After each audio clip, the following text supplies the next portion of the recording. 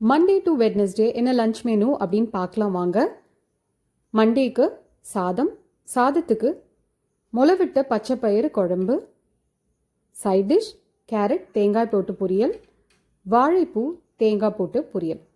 இதுதான் மண்டேக்கான lunch menu.